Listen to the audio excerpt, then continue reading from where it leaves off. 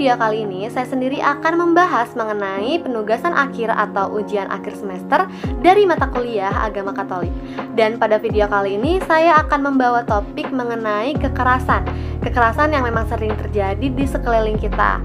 Nantinya akan saya kaitkan dengan nilai-nilai agama Katolik.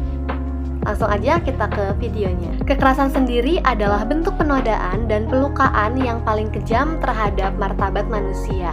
Dikutip dari buku M. Rahmat yang berjudul Ensiklopedia Konflik Sosial dalam bahasa Latin, kekerasan ini memang sering disebut dengan violentia, yang berarti kebengisan, keganasan, aniaya, dan juga kegarangan. Kekerasan itu sendiri bisa dibilang sebagai perilaku yang disengaja ataupun tidak disengaja dengan tujuan untuk melukai orang lain. Kekerasan adalah sebuah tindakan yang memang sengaja dilakukan oleh individu ataupun sebuah kelompok dengan tujuan untuk menindas yang lemah agar terus mendapatkan penderitaan. Kekerasan ini bisa dalam bentuk fisik ataupun bisa juga dalam bentuk psikis. Adapun tindakan kekerasan fisik itu seperti memukul, menendang, dan sebagainya. Sedangkan kekerasan psikis itu seperti memaksa orang lain untuk melakukan hal yang tidak disukainya. Kedua bentuk itu sama-sama memiliki dampak yang bisa merugikan korbannya, teman-teman. Nah, oleh sebab itu, kekerasan merupakan salah satu tindakan yang sangat melanggar hak asasi manusia atau HAM. Karena tindak kekerasan tidak pernah mencerminkan norma-norma dan nilai-nilai yang mencerminkan hak asasi manusia. Kekerasan bukan dapat dilihat dari bentuknya saja, tetapi dapat juga dilihat dari pelakunya. Nah, kekerasan dari pelakunya itu ada dua.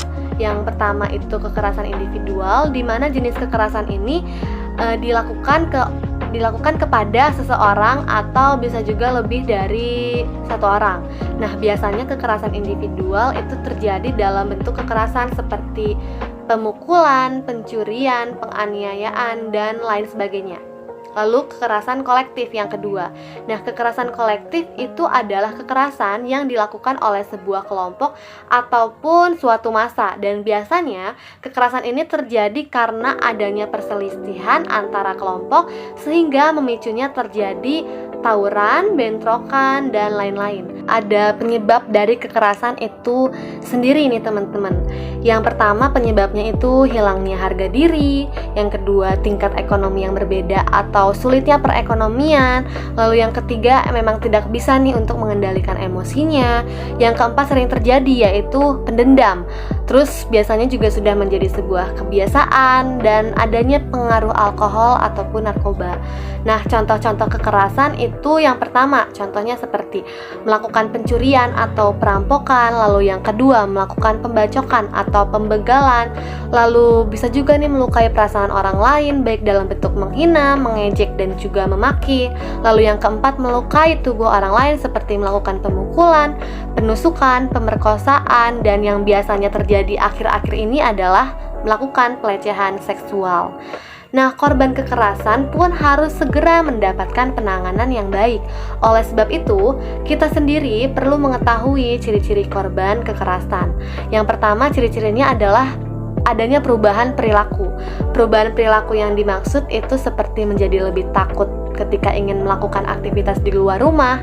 Dan selain itu juga biasanya dari yang seseorang yang pendiam itu jadi pendendam. Lalu yang kedua, menjadi lebih pendiam. Korban kekerasan seringkali nih takut untuk mengungkapkannya kepada orang lain. Hal ini bisa terjadi karena korban kekerasan terkena trauma, sehingga kondisi psikisnya pun kena. Bahkan ia pun akan mengurangi intensitas berbicara dengan orang lain. Lalu yang ketiga, cepat murung dan juga cemas. Selain menjadi pendiam, korban kekerasan juga akan berubah menjadi seseorang yang lebih murung dan juga cemas. Lalu yang keempat, menutup diri. Rasa takut akan terus menghampiri korban kekerasan sehingga ia akan berusaha semaksimal mungkin untuk menutup dirinya dari orang-orang di sekitarnya. Lalu yang kelima, takut bertemu dengan orang lain ataupun pelaku kekerasan. Trauma pada korban kekerasan itu sangat sulit dihilangkan sehingga ia akan takut bertemu dengan orang lain atau bertemu dengan pelaku kekerasan. dampak kekerasan itu bisa menyebabkan seseorang mengalami trauma yang sulit dihilangkan. Takut juga nih berhadapan dengan pelaku kekerasan atau bahkan orang-orang yang ada di sekitarnya dia. Lalu bisa juga nih merusak kondisi kejiwaan atau terkena depresi.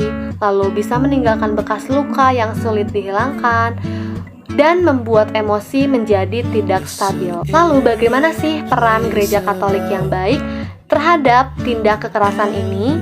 Menurut Kompendium Katekismus Gereja Katolik di artikel 477, kekerasan merupakan salah satu bentuk kejahatan moral yang sangat bertentangan dengan hormat atas keutuhan tubuh pribadi. Kompendium Ajaran Sosial Gereja artikel 488 pun menegaskan bahwa di mana ada tindakan kekerasan, damaian tidak dapat ada dan Allah tidak dapat hadir. Lalu Kompendium Ajaran Sosial Gereja artikel 496 menegaskan bahwa tindak kekerasan tidak pernah menjadi tanggapan yang benar.